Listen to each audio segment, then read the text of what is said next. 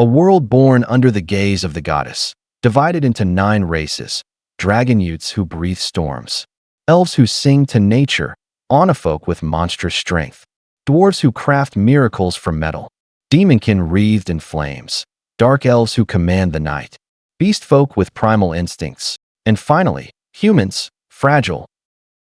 In a small human village, a young man named Light stood before his home, his travel pack slung across his back. His mother's eyes were wet with pride, his father's smile strained with worry. Light waved one last time, a spark of determination in his eyes. He wasn't born strong, nor blessed by gods, but he would become someone who could change his family's fate. That he is planning to become the greatest adventurer. So he goes to the city. Light's first destination is the Adventurers Guild. The receptionist smiled politely as Light approached, clutching his application. "First time registering?" she asked. Light nodded eagerly. "Yes, my name's Light, and I've come to be an adventurer." She then asked him if he has any gift. "Oh, right," Light said proudly. "My gift is called the Unlimited Gacha." Light demonstrated. Something appears on his hand. It spin and spit out a small wooden card. From Ida Bended Poon appeared tries to make some good items, but all were dumped things. "I see," she said flatly. He was given F rank, the lowest of all, and assigned basic labor tasks: collecting wood, carrying bricks, clearing rubble. Still, he smiled and accepted it. Everyone starts small, right? After working hard the whole day, by sunset, his hands were blistered, his clothes filthy, and his pay barely enough for bread. But then a group of beast folks bumped into him. On purpose. His pouch fell. "Watch where you're going, trash," one growled, then picked his money as compensation. Trembling, he says, "Please.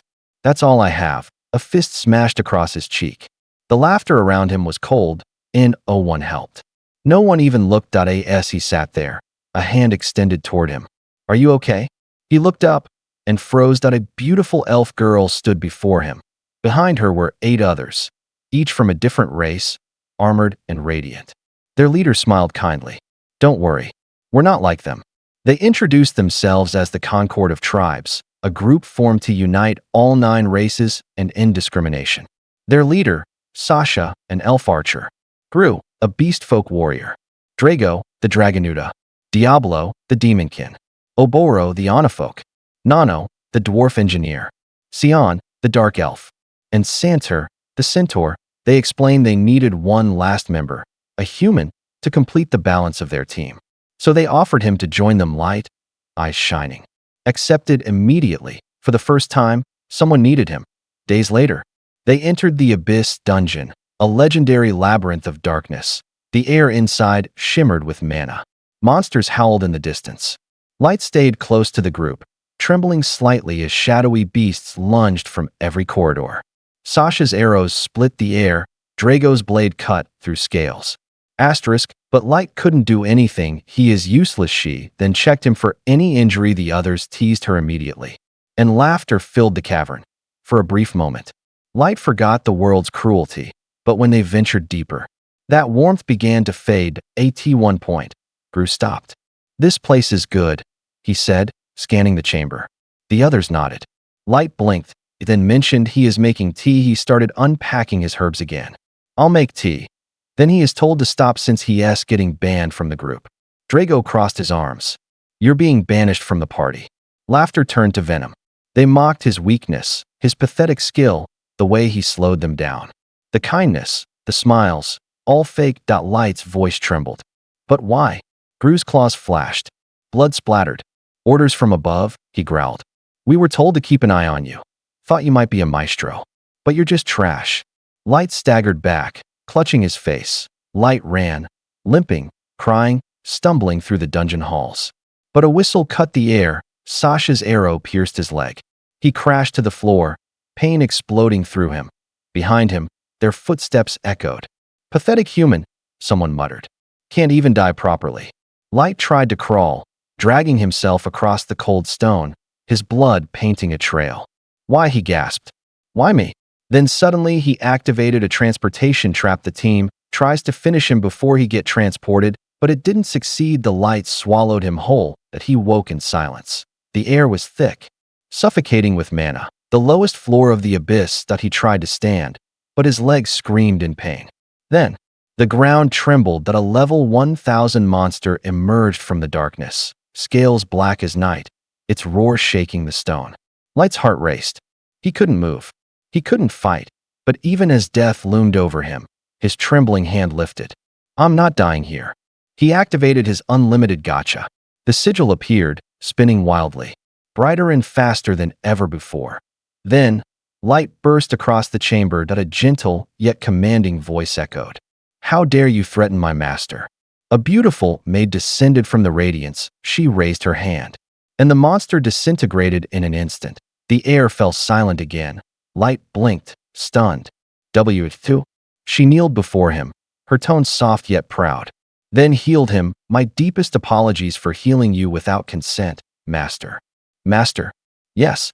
My name is May, the ever-seeking maid, level 9999, summoned through your Unlimited Gacha. Light could only stare. Wait, what? From my gacha? That's impossible. She smiled. Impossible? You underestimate yourself. With his permission, May analyzed his ability, and what she found shocked even her. His true stats were hidden beneath powerful seals. His skill wasn't weak. It was too strong, simply limited by the mana density of the area. Up there, she explained, where mana is thin, your gacha produces junk. But here, in the abyss, where mana flows like an ocean, you can summon miracles. Light's lips trembled. All this time, he wasn't cursed, just blind. He clenched his fist, tears mixing with laughter. I see. So that's what it was. Asterisk, he tells her all the things he has been through. May, feeling his pain, hugs him. Then, when May asked permission to execute those who betrayed him, Light shook his head. No, he said quietly. I'll get stronger. I'll make them see. With my own hands. May smiled gently, kneeling again. As you wish, my master. Feeny will help you achieve your wish. With a flick of his hand, Light activated his Unlimited Gacha once more in the abyss. The abyss, once a grave of despair, now gleamed with blinding radiance. The Light took his first step toward destiny, deciding to build his kingdom, which will help him in his revenge. The once forgotten boy, the worthless human, had finally awakened the truth hidden within his soul and deep beneath the world. In the darkness no one dared to tread, a new legend quietly began to breathe. After 3 years in the abyss, the once timid Light was no longer the weakling everyone remembered. Now, he stood as the ruler of his own kingdom deep within the darkness, a kingdom he built from nothing. Endless lines of maids bowed before him, calling him master, their loyalty absolute. Around him were his most trusted companions, not mere subordinates, but the pillars of his reign. There was May, the ever-diligent head maid who managed the castle with unmatched discipline. But now it's not only May, he has summoned more powerful peoples. The first Izuyuki, the feline scout, graceful and sharp, tasked with mapping the upper abyss and keeping an eye on the surface. Ellie, the brilliant magician, endlessly experimenting with new spells that could reshape the flow of mana itself. Nazuna, the energetic and slightly dense close combat expert, patrolling the castle like a mischievous child who had escaped babysitting duty. And finally, Jack, the stoic warrior who trained directly with Light. In the vast training grounds, the sound off-blow echoed as Light and Jack clashed again and again. Light's movements were fluid yet powerful, a testament to how far he'd come. Each strike shook the air, neither of them holding back, both smiling faintly as sparks flew. Elsewhere, Nazuna was making her patrol rounds, counting the corridors she'd cleared with exaggerated pride. Passing maids greeted her warmly, praising her hard work, which she took a little too seriously. When they handed her a letter to deliver to May, she strutted off confidently, already imagining herself as the castle's hero. Entering Light's room, Nazuna found May busy tidying up. May, flustered, muttered about needing to clean the room even when Light wasn't there. But one glance at the bed made Nazuna pause. It looked less like it had been cleaned and more like someone was rolling on it. May froze, ready to die from embarrassment. But Nazuna tilted her head thoughtfully, then nodded, declaring it must be some advanced maid technique. May sighed in relief, thanking God that Nazuna has no any brain cells. Letting the misunderstanding pass, Nazuna handed her the letter from the maids. a request demanding the right to clean Light's room and even to vote Mei out as head maid. Mei's polite smile twitched. She calmly assured Nizuna not to worry and handed her some coins. Nizuna's eyes sparkled like treasure.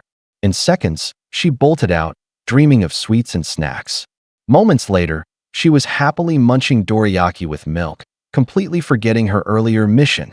Meanwhile, Aoyuki lounged on the balcony, enjoying her meow-meow life. Nizuna appeared again, somehow still eating, and asked why she wasn't scouting the upper layers. Aoyuki simply meowed in response, her usual way of ignoring nonsense. Nizuna babbled about teamwork and friendship until Aoyuki sighed, explaining she'd already finished the mapping and was just delivering the results. Nizuna nodded proudly, pretending she had understood every word before skipping away. Back at the throne room, Nizuna peeked inside to check if it was safe, then dashed in and threw herself dramatically at the throne, hugging it with affection. The universe, however, wasn't on her side. One of the decorative wings snapped clean off. Her face drained of color, and before the echo of the crack faded, she had already vanished down the hall to the training hall.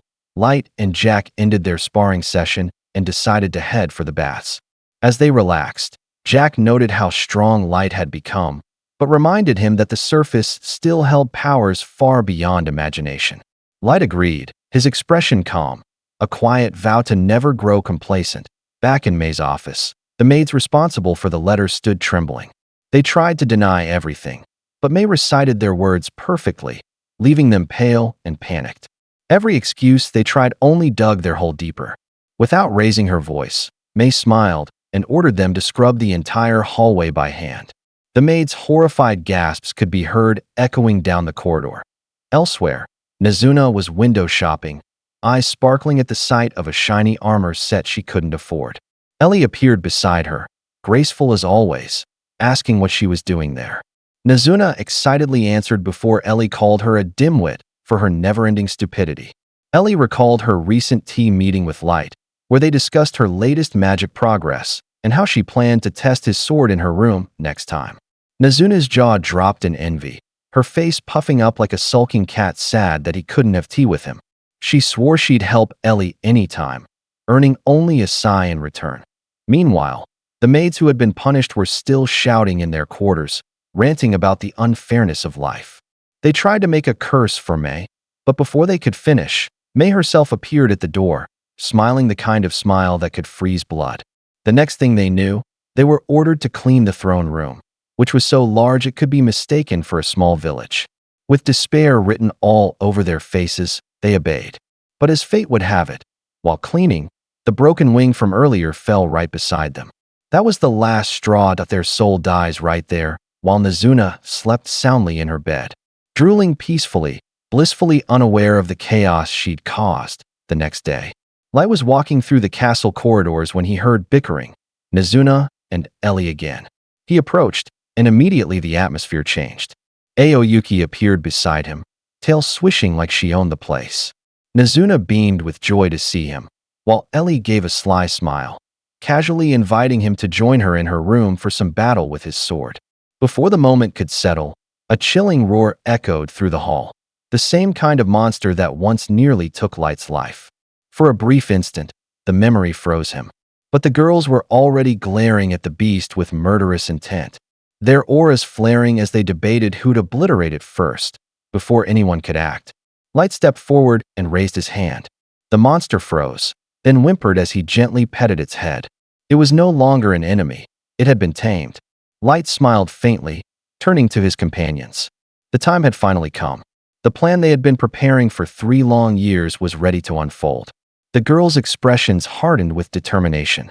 Deep in the abyss, Light's kingdom stirred to life, ready to move, and up on the surface, far above, that stupid beast folk strutted around arrogantly, unaware that the storm of vengeance was already rising from the depths below.